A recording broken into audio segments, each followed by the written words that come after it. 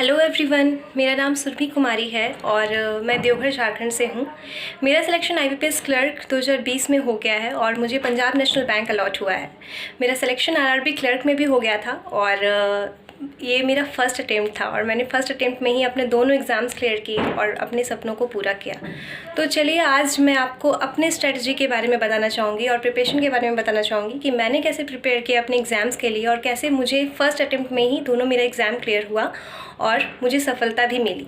तो सबसे पहले मैं आपको ये बताऊंगी कि मैंने अपने प्रिपरेशन कब से स्टार्ट किया था। मैंने प्रिपरेशन अपना ग्रेजुएशन होने से पहले ही स्टार्ट कर दिया था और उस टाइम मैंने एक ऑफलाइन कोचिंग ज्वाइन किया जिसका नाम था टारगेट अचीवर, अपने शहर से ही, देवघर से। और उस टाइम मैंने अपना प्रिपरेशन स्टार्ट करने के बाद मैंने सबसे ज़्यादा फोकस क्वेंट्स और रीजनिंग पर करा था। क्वेंट्स और रीजनिंग पर फोकस करने के लिए, अपने कमांड बनाने के लिए सबसे ज़्यादा इंपॉर्टेंट है आपका स्पीड और एक्यूरेसी। स्पीड और एक्यूरेसी अगर आपका अच्छा होता है तो आपका बहुत ही अच्छा आपको मार्क्स मिलेगा, उसमें बेहतरीन आप नंबर ले सकती हैं एग्ज़ाम्स में। तो क्वेंट्स और रीजनिंग के लिए मैं रोज़ क्विज़ देती थी। कुछ चैप्टर्स हैं क्वेंट्स के, जैसे अप्रॉक्सीमेशन, सिंप्लीफिकेशन, नंबर सीरीज। इसके मैंने बहुत सारे क्वेश्चन सॉल्व किए थे जिसके कारण मेरा कैलकुलेशन स्पीड बहुत अच्छा हो गया था, मेरे एक्यूरेसी भी बहुत अच्छा हुई थी मेरी। और रीजनिंग के लिए भी वैसा ही, मैं सेम डेली क्विज़ेस बनाती थी, ट्रिक्स फॉलो करती थी सर के और पजल सॉल्व करती थी, जिससे मेरा बहुत ही अच्छा रीजनिंग में भी अच्छा कमांड बन गया था।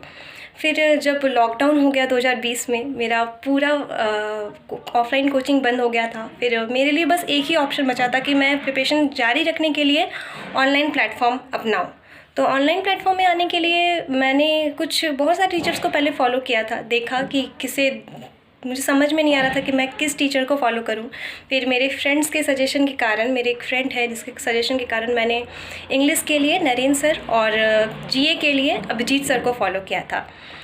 दोनों टीचर ने मुझे बहुत ही ज़्यादा गाइडेंस दिया है, मेरे बहुत हेल्प किया।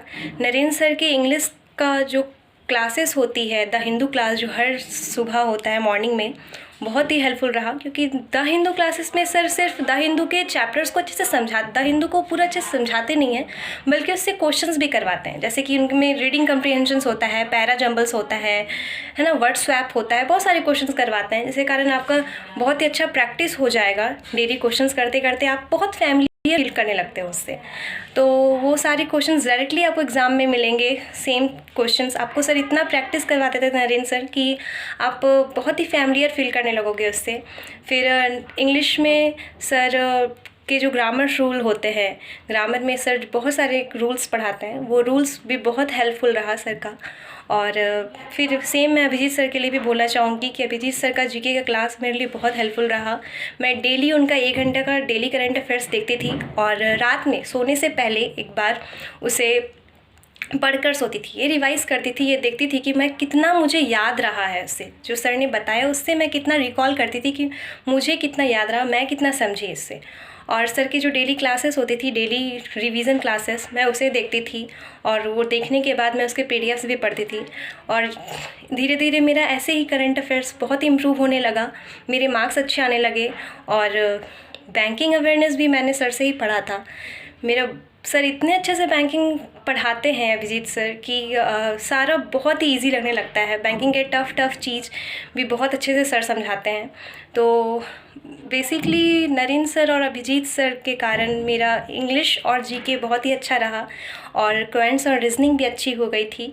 तो मैंने इस कारण से मेरा फ़र्स्ट अटेम्प्ट में मेरे दोनों एग्ज़ाम्स क्लियर हुए।